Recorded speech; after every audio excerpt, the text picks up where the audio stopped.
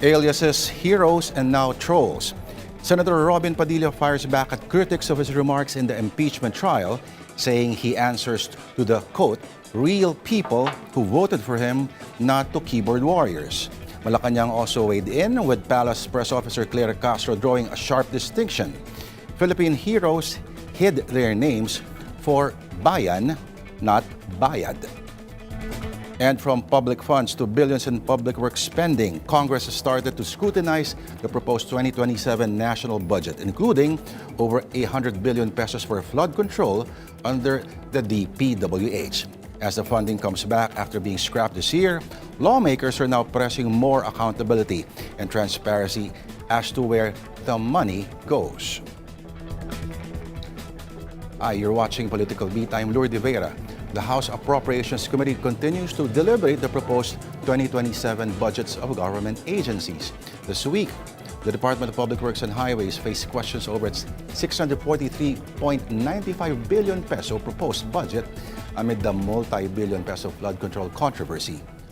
To discuss this and not the merits of the impeachment case, we're joined by Lanao del Sur representative and one of the vice chairpersons of the appropriations panel, and of course, one of the spokespersons for the prosecution team, Zia Alonto Adyong. Congressman Adyong, thank you. Welcome back to Thank you Political for the Beat. invitation, Lord. Thank Alright. you. Thank you for having me. Alam ko, super busy kayo ngayon. Super busy both shuffling sa nangyaring impeachment at sa Budget hearing. sa budget hearing. Pero okay lang naman siguro kung pahapyawan natin ng konti. Narinig mo yung may sinabi ka tungkol doon sa sinabi ng isang senador kahapon at hindi ka sang-ayon sa sinabi niya. Sang-ayon ka ba sa kanyang hirit, sa sagot niya na, I answer not to critics but to the millions who voted for me? Well, that's his own interpretation. No? I think my response yesterday was not meant to insult anyone, especially a sitting senator for that matter. It was merely a response to how I perceive it to be a wrong presentation. Ma-associate yung mga aliases and pseudonyms and numdigir ng mga nagiging magsikan. Dito sa issue na very specific yung allegation, which is the misuse of public funds. I mean, to be associated with this is, to me, is not only improper, but it's not how we would like sitting senator, for that matter, to say, no, from the very beginning, knowing that malapit na po yung National Heroes Day, no. So yun lang po yung akin. It was not meant to insult anyone. It was not even I did not say anything personal. Ang sa akin lang is rallying behind the sanctity of those who sacrifice so much for the country. No? So yun lang yung akin na gustong ipahiwatig doon. Using their name in the same breath, kumbaga. Yes, yes. So parang ang sa akin is unang-una, sabi nga ni Senator Bam Aquino when he stood up immediately after referencing to the alias of his uncle na hindi naman siya tumanggap ng confidential funds. So I think that kind of angling, in that way of presenting it, raises too many eyebrows. Kasi nga ang pinag-uusapan doon is misuse of public funds at saka yung sinasabing, actually wala pa naman talagang categorical na confirmation from the OVP and from the DepEd na itong mga pangalan na nakikita sa mga ARs are aliases.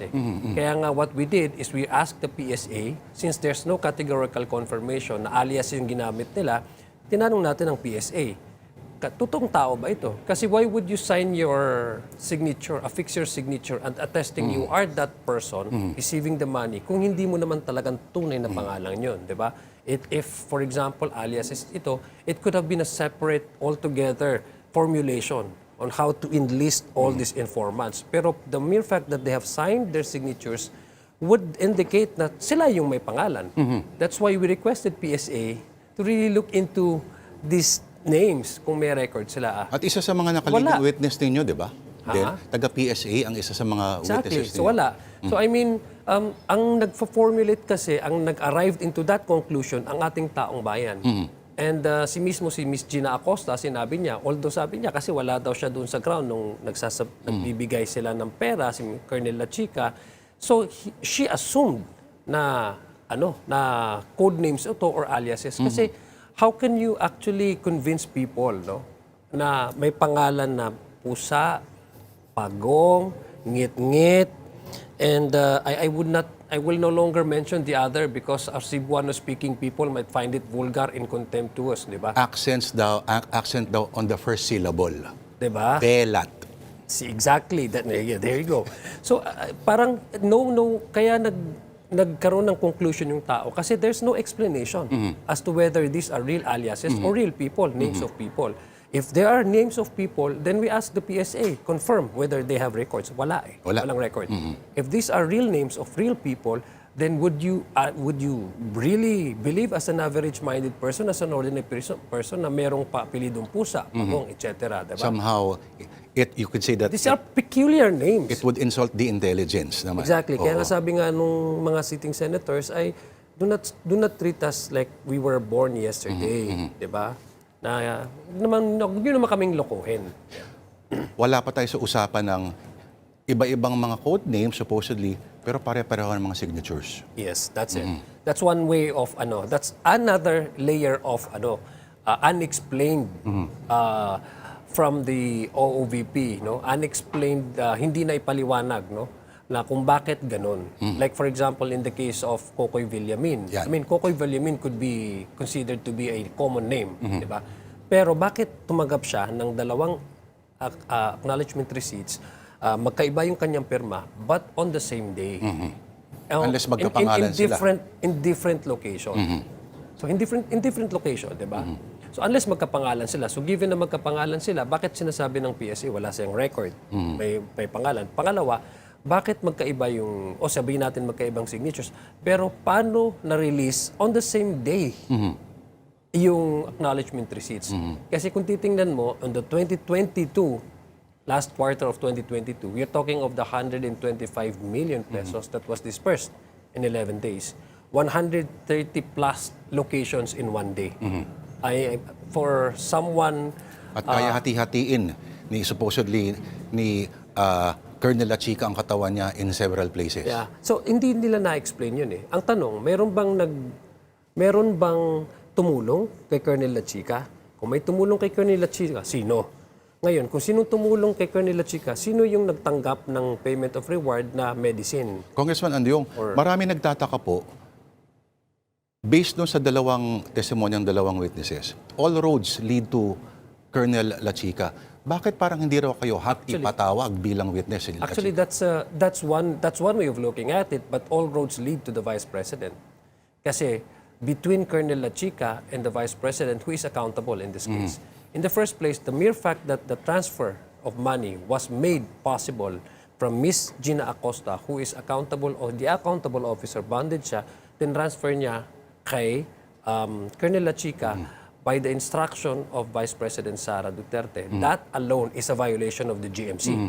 And that alone constitute betrayal of public trust. Why? Because Colonel La Chica is supposed to be a person that with no authority whatsoever in handling 125 million pesos. At hindi pa pala siya empleyado ng Hindi pa OVP. empleyado. Hindi lang yun. Last quarter lang yun ng 2022. What about the first, second quarter and third quarter of 2022? So, ibig sabihin, hindi dapat yun, anything that came out as a result of this, of Colonel La Chica receiving the money is already in illegal government expenses. Hindi na kailangan ipatawag ba sila Hindi mo na Chica? kailangan, and we have already proven that.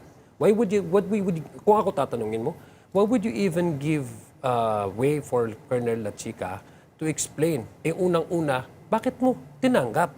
At bakit mo ginalaw yung pera? Tapos sinasabi pa ninyo doon sa response ng AOM ni Mr. Ortonio na ang sinabi niya sa nung first na nirelease ng audit observation memo ng COA is hindi bawal dapat na magkaroon ng ganong klaseng disbursement sa isang tao na hindi naman accountable. Ang sinabi niya, it's because there is already that obligated expenses that they need to pay.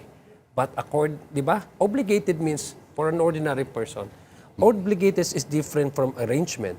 Obligated means there was already that service that was rendered and you need to pay them. Reimbursable siya. Hindi pwede kasi cash advance yun eh. 'Di ba?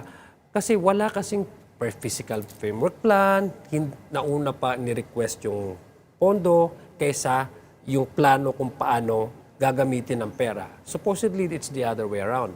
Magti-trigger muna yung how much do you need from the plan and programs that you intend to accomplish, di ba?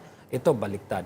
So, going back to the issue of Colonel La Chica, we have already established that there was already that misuse of confidential funds. We have already established that between La Chica, kasi sila lang yung may alam eh, according to Ms. Gina Acosta at saka according to Ortonio, dalawa lang ang may alam kung paano dinisburse ang confidential funds. It's the Vice President and Colonel La Chica.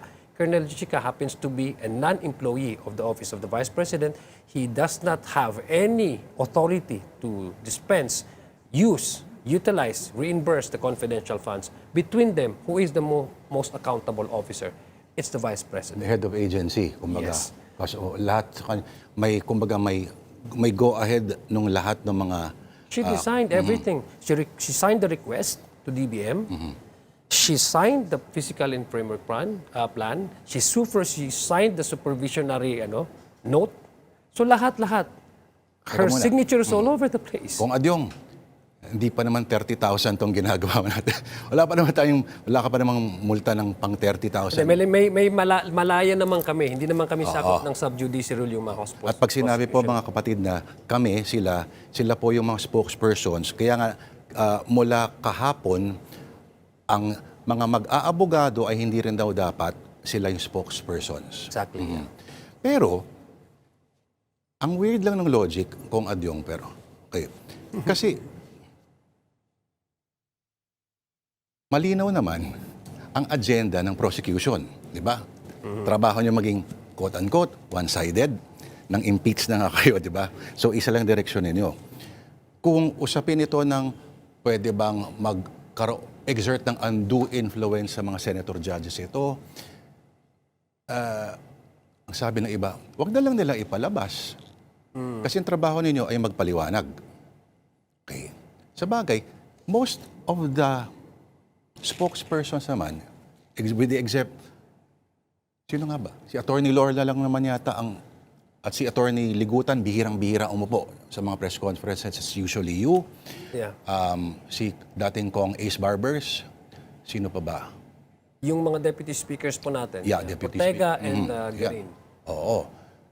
So, ilan lang naman talaga yung no? Pero, did you feel singled out nung binasa kahapon ni Presiding Officer Chis Escudero yung mga quotes na sinabi ninyo karamihan sa mga press conferences? In the first place, I wasn't aware. No? Kasi hindi naman ako nakikinig parate sa mga interviews ng mga kasamahan ko po sa House Prosecution panel, especially po yung mga public prosecutors and private prosecutors. So I would not know kung ano yun po doon yung mga quotes na na-mention referencing to a specific or particular member ng prosecution panel. But ang sa akin lang is, if that what the court intends to do in order to promote integrity of the proceeding, kami po sa prosecution panel, wala naman ho kaming problema. Tama po yung sinasabi mo, everything that we have said in our interviews, in our press conferences, dealt only on matters that have already been discussed in the trial. So wala pong napag-uusapan doon na merits of the case insofar as kung ano yung ipapresenta or insulting a fellow, for example, insulting sitting senator judges. May alam ako, sitting senator judge nang iinsulto ng kapwa senator judge. Well, sa Yung kanila, yung mga unang bahagi, yung mga first few days, di ba? yeah, sa kanila naman po yun eh. Kasi that's their own interpretation. Pero yun nga po yung ano namin. Yun na nga po yung aming direction namin. Sa palagay ko lang, the reason why I think the impeachment court had to re-emphasize Rule 18 of the Senate impeachment rule, yung sa sub judice application, it's because this is the first time na nagkaroon tayo ng impeachment trial na lahat na invested. Because may social media, etc. And one form of communicating to the public is through our social media, di ba? So, parang ganun yung ginawa nilang parameters kasi it triggered actually doon sa discussion and the exchanges ni Attorney Kapunan at saka si Attorney Ferrer, no? Yung issue ng misleading na cross examination. So naglabas din ng position si Attorney Ligutan because he was referenced to, alluded to, when Attorney Sison came out, they thought that this is something that insults the Attorney Ferrer, it's in bad taste.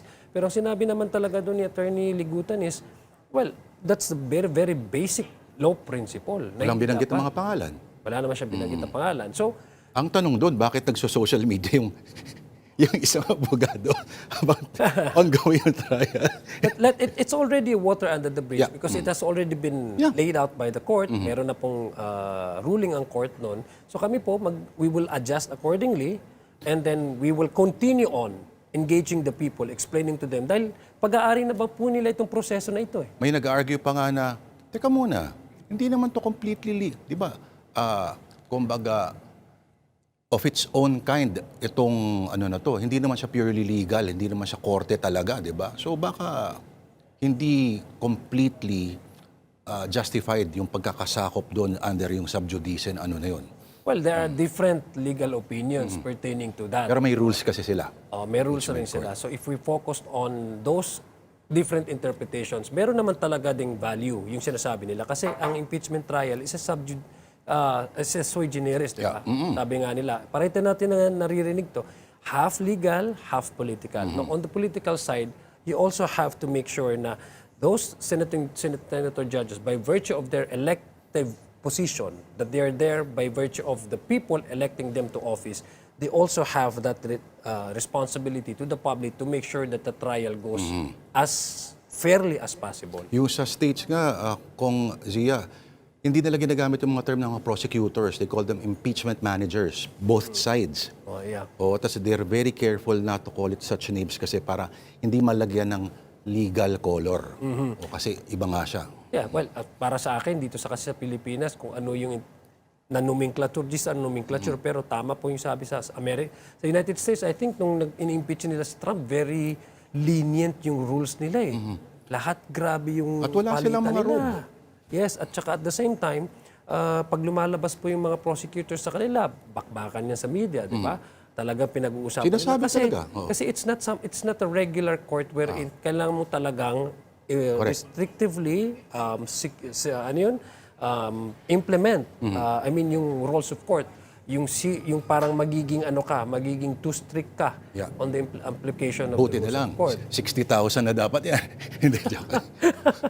Okay, so si Michael Poa, si Attorney Poa, ay ang inyong maging third hostile witness. Tell us about that. Well, si Attorney Michael Poa kasi tumayo siya. He used to be the spokesperson at the same time undersecretary of the Department of Education nung oras po na secretary si Vice President Sara Duterte. So siya po yung, kung di po ako nagkakamali, I'm just trying to review yung kanyang naging Spokesperson DepEd. testimony. Yeah. Pero he was actually the one who responded to the AOMs nung issue ng confidential funds naman sa Department of Education. So on that official designation and how he actually performed by virtue of that issue, yung confidential funds, yun yung magiging sentro ng kanyang magiging testimony. Yeah. Okay, kakambyo ako, Kong Zia, no? Yeah. Okay, kayo po ay isa sa mga vice chair ng appropriations panel, ano? At ano po, pagdating sa DPWH, ano ang game plan ng inyong komite? Halimbawa, kinat down daw from an average of 20,000 to hanggang 11,000 na lang itong mga flood control projects for 2027. I think, alam mo, yung Project NOAA na ginawa before pa, dapat kung continuous yun kasi these are geotag at saka database-driven ito yung study nila.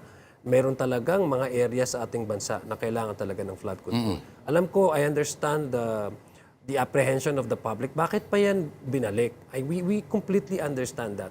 Pero the way to move forward and to address the issue on flood control is really to really run after those who are really implicated dun sa mga flood control projects na hindi natapos, ghost project.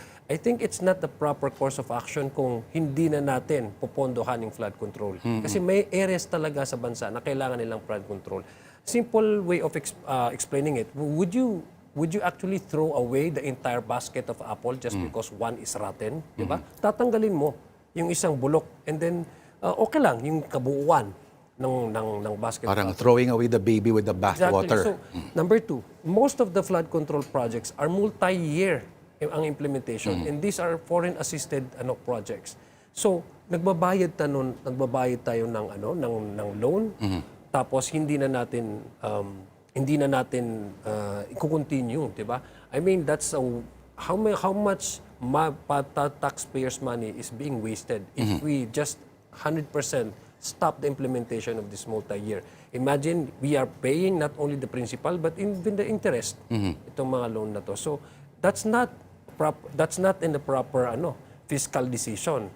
Sayang yung taxpayers' money na naumpisahan mo na at di mo pa ipatuloy. I think the right course of action is to, again, yung naging investigation nila, continue on. Oo, kasi Hulihin kung sino yung mga korap. may bagong budget na naman, parang ano nangyari doon sa ginastos natin dati? Diba? Exactly. Hulihin yung mga korap, i-continue yung mga dapat na i-continue at yung based on doon sa sinasabi kong NOAA, Project NOAA, doon kasi makikita mo At saka geotag naman dito lahat So I think we have to continue on yung sa 1 billion, kailangan na flood control and then supervise, monitor the implementation of this. Itong mga big ticket infrastructure programs. Kasi talagang kailangan, hindi dapat, I think sa akin hindi dapat yung gagawin natin is maging underutilize ang government expenses because that would actually affect on the overall GDP of the country.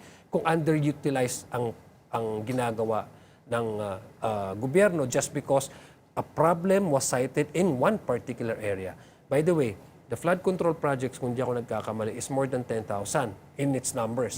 Only a few, 18 flood controls project lang ang allegedly na merong questionable dealings. Only 18 out of the, kung di ako nagkakamali, 10,000 or 9,000 flood controls. Ibig sabihin, the rest of the flood control programs have been implemented well.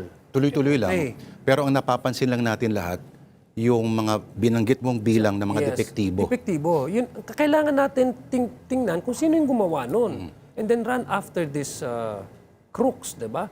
So bakit natin isa-sacrifice yung isang vital infrastructure na program na alam naman natin ang unang-unan niyang objective is paprotektahan sa kalamidad yung mga areas o communities na kailangan na talaga nilang magkaroon ng flood control. Oo. Okay, kanina po nag-appear ang Interior Secretary John Vic Rimulya sa panel.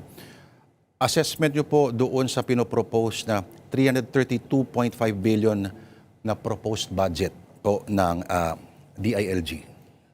Well, unang-una, if that would also further yung modernize our police, 'di ba?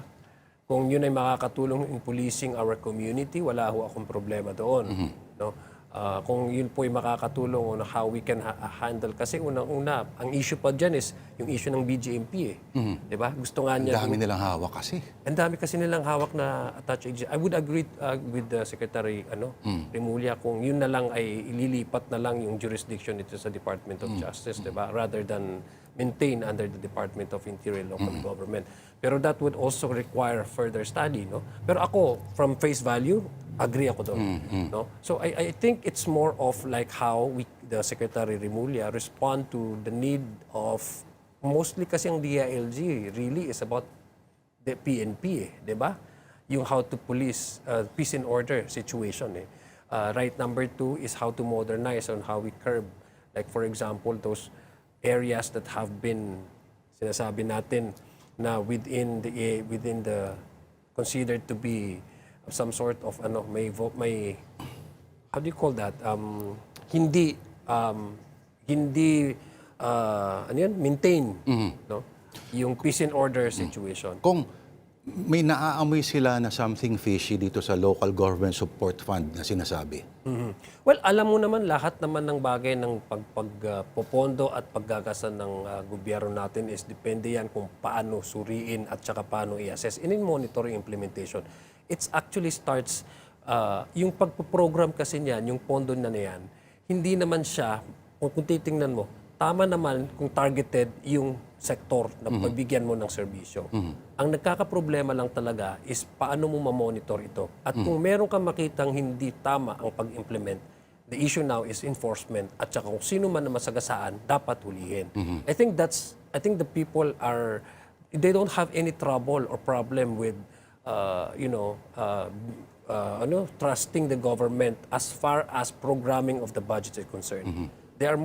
It would be troublesome for them if halimbawa meron mga allegation of misuse of funds and then misappropriation of funds by a substandard infrastructure or hindi maayos yung pag-i-implement, doon nagkakaroon ng problema. And the certainty that if these people, officials have been named, the certainty of them arresting and filing appropriate charges against them, yun ang dapat natutukan. So ako sa akin naman all of these fundings and funding allocation na nakaprogram naman siya at mayroon naman tayong specific sector at saka ano yung target na services na may bibigay, walang problema doon. How to implement is also something that we need to strengthen. Isa pang naaamoy nilang fishy kong ay ang 2027 is kumbaga leading to an election year. It's a prelude to an election year. At posible raw magamit itong pondo para sa mga eleksyon. Well, yung local government support fund naman talaga is mayroon talaga yung specific na criteria on how to avail of that.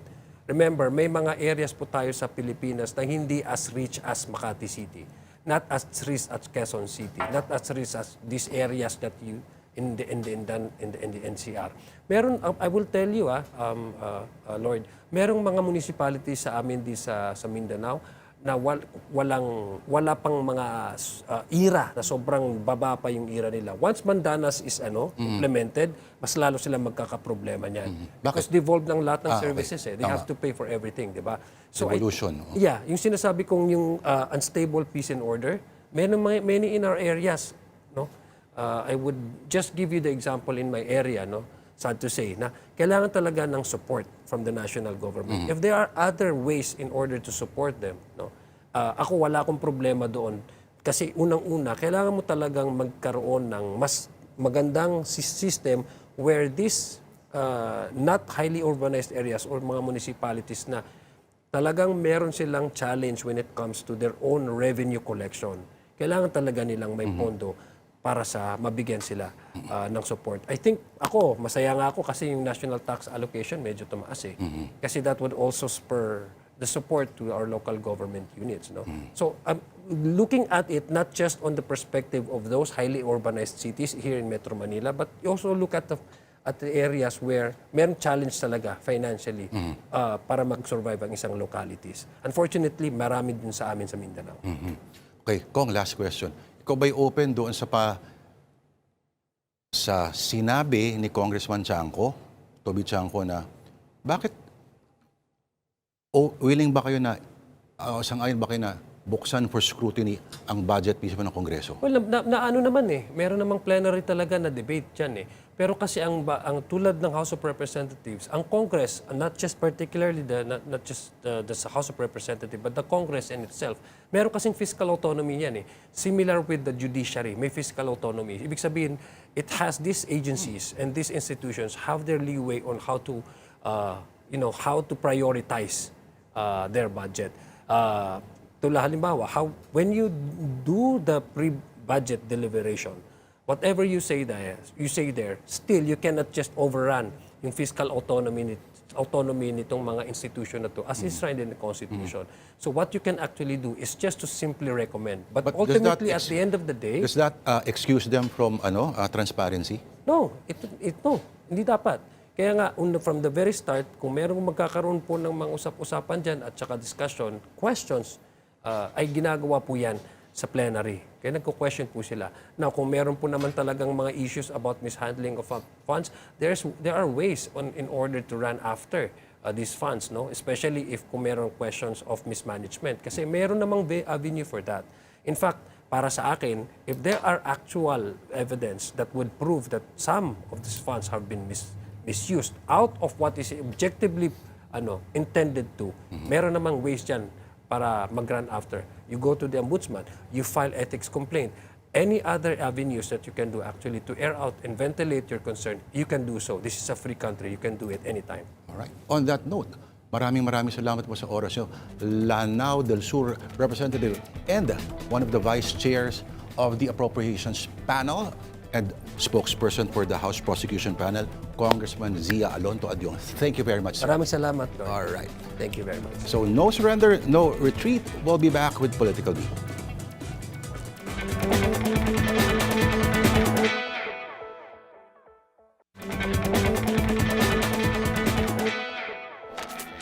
You're still watching Political Beat. With billions spent on flood control projects, questions are growing over whether the government is building the right structures in the right places. The DPWH has confirmed there's no single nationwide flood control master plan. Pero meron, di ba? While new proposals are emerging to better coordinate projects, particularly in flood-prone areas. To help us understand what works and what does not work and what may be missing, we're joined by urban transport expert, engineer Rene Santiago. Thank you very much, sir. Isa pong DPWH veteran, si Engineer Rene Santiago, sir. Magandang gabi po, sir. Magandang gabi, Lord. Alright. Kayo ho ba ay, siguro nung nasa DPWH kayo ng mga dekada 60, may hinagap ba kayo kung anong magiging itsura ng Maynila o Pilipinas mga 2026? At ito ho ba yung envision ninyo? Yung envision, yung forecast namin na mangyayari, we're all exceeded. And in the sense we never followed anyway what were prescribed. Sa flood control, ang base niyan palagi is river basin. Sa Pilipinas, there are 17 or 19 river basins. So yung plano mo, bawat basin may separate plan. Nung panahon na namin, ang unang inasikaso namin yung Bicol River Basin at saka Metro Manila. Bakit po Bicol? Well, it is a nice basin. It's a poor area at that time. And we want to experiment not only river basin planning, but regional development of a poor area. Ayun yun. Nakita niyo po ba yung master plan na ginawa nung 2013? Yung panahon po nila President Aquino, yung ginawa po ng DPWH sa ilalim ng Babe Singson, yung parang matagalan hanggang 2035 na flood control master plan. Ano po masasabi niyo ron, sir? Babes was in the right direction. In fact, he mentioned that really it has to be based on river basin. Sabi niya, nasimulan na nila yung mga plano noon, no? Hindi lang ata natuloy. And part of those plan include the retention basin, no? Iyan po. Dahil sa dami ng tubig, lakas, kung minsan hindi mo talaga mapigilan, pigilin mo, stock mo muna sa Yung retention po retention. yan. Na ginagawa po ng mga bansang tulad ng Singapore kasi magagamit pa nila yun. Yeah. Kasi ang idea po natin ay yung kabaliktaran ng retention ay yung pinapaagos mo, paano ko yung aagusan ay wala nang pupuntahan. Parang ganun po. Okay. Kasi ang nangyari halimbawa dyan sa Marikina Valley, sa itaas niya yung batasan pambansa. Yung pababayan. Opo. Nung araw nung pinaplano na yun, walang kabahay-bahayan. Kaya yung tubig, ina-absorb ng lupa. Nung natakpan lahat yan, bibilis talaga yung daloy ng tubig. Kailangan mo ngayong medyo pigilan para hindi bahain agad sa ibaba. Kailangan mo ng mga retention basin. Opo. Ang retention basin po ay, halimbawa, yung tinayo daw meron daw sa Marikina, meron sa may BGC, malapit sa mga mall. Ito raw ay parang napakalaking balon Yes. na magsustore ng mga tubig baha. Para kung may tangking napakalaki. Opo, o yun po. Yun. May mga design na gano'n. Ang BGC, magandang kanyang pagkakaplano. Kaya kahit pa paanong malakas, hindi naiipon yung tubig, nawawala agad. Nagtatago. Okay, ito po nangyari sa EDSA recently.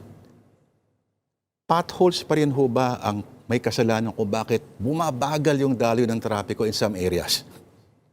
Alam mo, pagka tagulan, babagal ang takbo ng area. No? May mga section sa EDSA kahit na hindi tagulan, babagal. Dahil sa yung mga sasakyan nagkahambalang na gano'n. No? May mga turn left, meron turn right, yung mga roadside friction na tinatawag. Example po sa Mega Mall. Oo. Ang daming gusto pumunta ng San Juan, Ortigas, papuntang dito sa kapakaliwa. Magkikiskisan sila nung padiretso.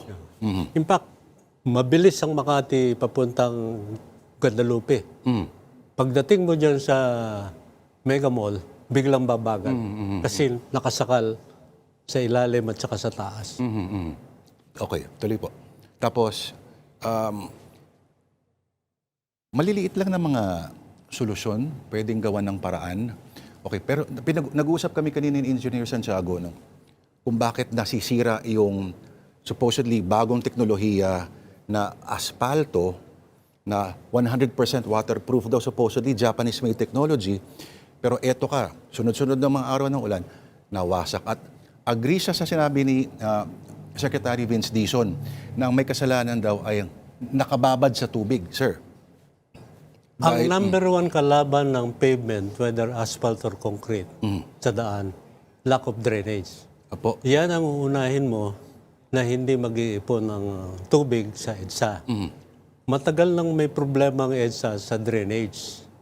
In fact, yung unang plano, sa tingin ko, sa tanong-tanong ko sa mga kakilala ko sa public works, Apo. may kasamang drainage yung unang plano.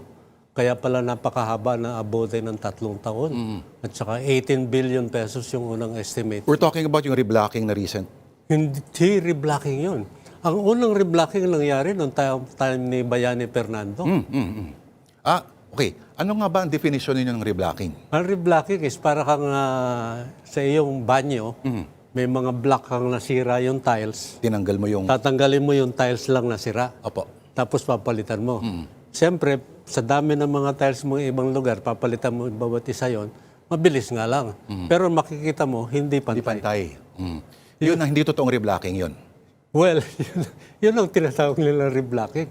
Paborito ni nung yung maong BF yan. Opo. Pero at that time, inaway niya yung unang rehab plano na pondohan na ng ADB na katulad ng huling 18 billion plan. Opo. Talagang mula dulot ko may drainage. Hindi tinuloy dahil baka raw masaktan magkaroon ng problema. Talaga namang sisikip ng konti yung trapiko. May konting pain. Andito na tayo ngayon. Oo. Oo. You can never get something without paying a little bit of price, a little sacrifice. Natapos yung MRT3 dyan, nagsakripisyo ng traffic. Kailangan talaga ayaw nila ng sakripisyo. Tinanggal yung 18, ginawang 6 na lang ata daw. Bagong paraan daw yun. Nung tinitignan ko, kaya parawan, hindi naman mali yung 18 Tinanggalan ng maraming component doon sa 18, kaya naging 6. At may kinalaman sa drainage. I think lahat ng tinanggal yung drainage. Kaya ngayon, yung bagong asfalto, masisira at masisira yan. Oho. Yung sinasabi niyo pong drainage sa EDSA, kano kababaw lang po yun? Alam mo, yung makikita mo sa kalye kung minsan merong drain na pipe na pababa. Barado karamihan yung pipe niya, kailangan lakihan mo. Kung minsan, kailangan lakihan mo yung drain para mabilis yung pagbagsak ng tubig. Naalala ko sa may tapat ng Emilio Camp Aguinaldo sa EDSA, nagbaha, parang 2 oras tuloy-tuloy yung ulan. Ang culprit, isang malaking batong nakaharang lang. Yes. My God, ang dali isabotahin na itong bansang to. Nangyayari yan talaga. Dahil unang-una, yung basura nagagagal doon sa tubo, mababara. Pero napagkalipasan na ng panahon yung mga drainage sa EDSA, maliliit na. Kailangan talagang lakihan. Kung nanonood po yung mga kapatid natin ng mga Mission Impossible movies, yung mga habulan nila, makikita mo labas sa Paris, ang lalaki ng kanilang mga kanal sa ilalim. Ano ba pumipigil sa atin para gawin yun, engineer? Ayaw nating magsakripisyo na kung minsan pag ginawa mo yun, talagang huhukayin mo yung kalye. Para ka na may tunneling work na ginawa. Pero nakikita natin yung problema yun pag naglalagay sila ng malaking tubo ng tubig. Nangyayari yun. One section at a time. Correct. Opo. So, kailangan lang talagang we have to pay the pain or get the sacrifice in the meantime, short term, to get a longer term benefit. Takot tayo eh. Tandaan po natin, ang Ondoy nangyari po September 26. So, kumbaga in terms of anniversary, hindi pa tapos. Hindi tayo dapat magpakakampante. Supposedly, yung 2013 master plan at engineer ay ginawa after Ondoy kasi may trauma daw na iniwan yun supposedly at parang never again should this happen. Pero ito tayo at ang posibilidad ng susunod na Ondoy ay mukhang hindi po far-fetched, engineer, ano? Pero itong sa master plan na sinasabi nila, paano ho ba yung diskarte ninyo sa DPWH dati pagdating sa baha? Pagdating sa baha, hinahanap mo yung tinatawag nilang 20-year plan. Apo. Meaning, yun ang pinakamalaki in 20 years. Pero may mga 30-year or 50-year plan. Pag nangyari yun, yung kahit natapos mo yung master plan sa 20-year plan design, lalampasan. Tuloy pa rin? Hindi. Okay yun kung ang tubig na bumagsak, I see. less than 20-year Correct. level. Pag lumampas ka na nangyayari kung minsan na every 50 years na tinatawag, ay talagang mataas yun, lalampasan niya at lulubog. Ano po yung reaction niyo nung narinig niyo a few days ago na sinabi ng Pangulo na sinisurvey niya yung mga bahang area sa Pampanga, climate change ang may kasalanan. Madaling sabihin ngayon yung climate change. Paboritong ko yun eh. Alam mo yung climate change is decades, years of hundreds of years plan effect yan eh. Even if we succeeded in the Philippines to have zero carbon, it will not change the climate a little bit. Because our contribution is only 0.4% globally. So, hindi ko yun. Ang nangyayari kasi sa Bulacan, Central Luzon, marami na talagang natabunan na dating daanan ng tubig na lumulubog, natakpan na. Nag-iba na, talaga. Parang dito rin po, di ba? Oh. Okay. So, ang Jakarta, ang Indonesia, meron silang master plan na, ang master plan po nila ay, wala nang pag-asa to, magtayo tayo ng bagong capital. Yeah. It's a long-term thinking. Marami nag-criticize doon. Metro Manila will face the same thing. Correct. By 2075, ang prediction nila, malakalubog ng 1 meter ang Manila. Kasi mababa yung rising sea ng water. Prediction na yan. Hindi po kagulat-gulat yan. Alam ba, may ilang areas ng nabotas ay below sea level na, di ba? Ang nabotas is natural Totoo po. na coastal na talagang lumulubog. Tinabunan natin ng mga bahay. Tinayuan yan. Tapos eto may mga bansang tulad ng Netherlands, nang nilalabanan nila, hindi lang simpleng ba, kundi dagat. Yung expertise sa ganun, na-i-employ ba natin yung ganun? O usapin ba ito ng pera, engineer? Pwedeng gamitin yung Dutch solution dito, but it may not be necessary dahil hindi naman tayo below the sea, unlike their country. Opo. So yun ang kanila. Kung titignan mo, mataas yung level ng dagat, pero sa loob ng city, hindi. Meron silang tinatawag na panel na ginagamit. Correct. That can be done, but expensive, no? So hindi talaga ito usapin ng kung magkano yung budget, usapin ito kung paano ginagastos yung budget. Isa yon. At saka yung solusyon na pinlano, kailangan tuloy-tuloy yun. Lalo na yung flood control, hindi pwedeng ginamit, natapos mo ito, tapos kinalimutan mo yung sumunod. Tulad nung buong master plan sa Manila, para pag lumaki yung tubig sa Laguna de Bay, kailangan merong exit na tubig kanal papuntang Manila Bay. Yun ang Parañaque Spillway. Hindi nangyari yun. Pero yung component na Napindan Channel nangyari. Yun yung kinukontrol yung level ng tubig sa Pasig River. Pag nag-high tide sa Manila Bay, ang daloy ng tubig papasok sa Laguna de Bay. Ang Napindan Channel is such that pag tumaas yung tubig sa Laguna de Bay, haharangin naman niya yung tubig para hindi babaligtad. Long term talaga Long term. ang pag-isip mo. Ang Marikina, Dahil long-term yung planong na-implement ng JICA, I think lasting 15 years now, yung nakaraan, Oo daw, walang baha. walang baha sa Provident Village. For the first time in how many years? Kasi tradisyon na yun, tuon-tuon, di ba? Lulubog yun.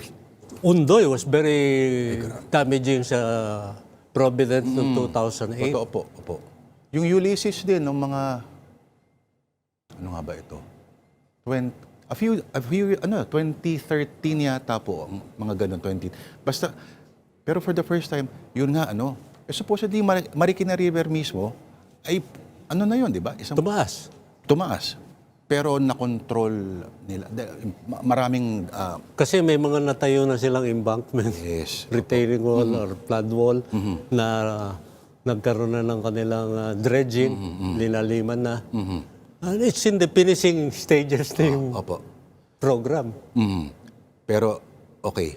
Engineer, si Bayani Fernando dati, sinasabi niya na, napakaganda raw na bagay nung U-turn. Ang gandang bagay ng U-turn na yan kasi parang ikot lang kayo ng ikot. May traffic science that says na ang idea is to keep things moving, di ba? Kaya nga parang walang left turn, may mga intersections sa walang left turn, tuloy lang kasi may U-turn dun sa dulo. Ang idea kasi nun parang walang maghihintay na kumaliwa at tuloy-tuloy na daloy. Pero ang mga rules of traffic physics na ito ba ay applicable sa isang bansa tulad ng Pilipinas? Ginaya ng lumaang bayani yung U-turn dahil rotonda ang ideya niya. Apo. Hindi naman walang space sa rotonda. Opo. Tapos natutuwa yung mga tao dahil tuloy-tuloy. It works when the traffic is light. Yes. But when the traffic is heavy like sa Kwan, lalong sumasama yung traffic. Katulad nung nangyari dyan sa Marcos Highway papuntang Ay, naku. Oo. Antipolo, no? Sa Cainta. May isang Carmageddon, di ba? Yeah, madalas. Opo. Wala no na walang ulan. Walang ulan, wala. Nangyari yun. Walang nasira. Dahil yung U-turn, pag nabara yung kabila, pati yung kabila, yung outbound, apektado, hindi na makakilos. Kasi nga, tahi-tahi yung U-turn mo. Hindi makagalaw yung U hanggat hindi kikilos yung inbound. Hindi rin kikilos yung outbound. Kasi ang laki ng kinakain ng U-turn. Yeah. Ang nangyayari yung kasi, kulang ng crossing. Ano po ibig sabihin? Continuous road yung Marcos Highway. Sinara mo yung crossing. Ang nangyayari doon, yung vehicle na dapat mag-cross, mag-U-turn. U-turn pa, opo. So sa umaga, walang problema inbound kung dito ka sa kabila. Pagdating ng hapon, problema mo kung paano mag-U-turn. Oo nga. The other one on the other side will do the same. Tinanggal natin lahat yun mali Yun ang, kaya ang solusyon, the only way you can prevent gridlock situation is bring back yung natural crossing. Sir, kontrolin mo lang yun. Stoplight, pula, tigil, konting hintay lang. Yes. I see. Walang katapusan tong usapan na to. Marami pa akong gustong itanong pero wala na po tayo oras. Maraming appreciate your presence. Thank you, thank you. Engineer Rene Santiago. Siya po siyang urban traffic engineer and many, many more. Siya po isang DPWH veteran. May kasabay siyang certain secretary. Huwag na natin pag-usapan. Maraming salamat, Engineer Maraming salamat. Rene Santiago. All right, we're just taking a quick break. Political Beat will be back faster than you can say unity.